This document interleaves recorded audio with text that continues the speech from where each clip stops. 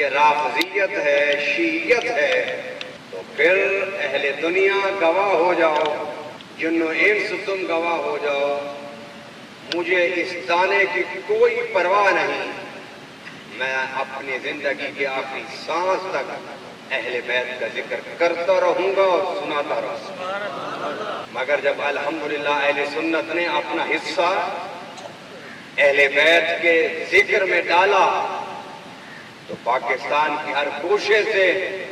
حسینیت زندہ باد کے نعرے بلند ہوئے، جس کا نتیجہ یہ ہوا کہ کچھ لوگوں کو یہ مغالطہ ہو گیا کہ اب ابو بکر صدیق کے فرزند مر چکے ہیں۔ وہ یہ سمجھتے تھے کہ اہل بیت سے ذکر کرنے والا صحابہ سے محبت کرنے والا نہیں ہو سکتا۔ آج وہ دور آ گیا، وہ موڑ آ گیا کہ ہمیں بتانا ہوگا، سمجھانا ہوگا کہ در حقیقت اہل بیت کا ذکر کرنے والے وہی لوگ ہیں جو ابو بکر صدیق سے محبت کرتے ہیں۔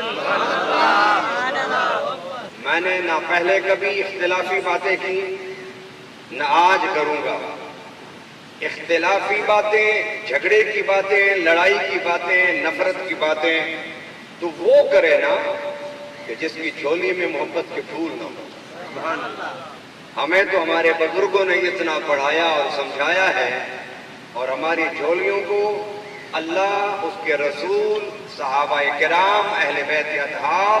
اور اولیاء کرام کی محبت و عقیدت کے پھولوں سے ہماری جو جھولیاں بھری ہوئی ہیں، ہم انہیں زندگی بھر بھی تقسیم کرتے رہیں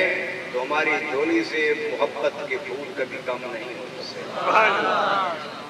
نفرت کی باتیں تو وہ کرے جس سے محبت کی باتیں کرنا نہ آتا ہو۔ لڑائی جھگڑا اور مناظرے اور مجادلوں کی باتیں تو وہ کرے جو علمی طور پر یتیم ہو۔ ہم علمی طور پر یتیم نہیں، اس لیے کہ ہمیں فیض ہے حضور شیخ الاسلام خواجہ قمر الدین سیالوی کا، جو اولیاء اللہ کے دروازوں پر بیٹھنے والے ہوتے ہیں، جو اولیاء اللہ کے دروازوں کو غلامی کرنے والے ہوتے ہیں، وہ علمی طور پر یتیم نہیں ہوتے، اس لیے کہ ان اولیاء کرام کا تعلق مولا علی سے ہے، اور مولا علی کو جب سامنے آتے دیکھا میرے آقا نے تو فرمایا انا مدینۃ العلم وعلی بابھا، لوگوں میں علم کا شہر ہوں، علی اس کا دروازہ۔ ارے ہم تو اہل بیت کے دروازے پر بیٹھنے والے لوگ ہیں، ہم علمی طور پر یتیم نہیں۔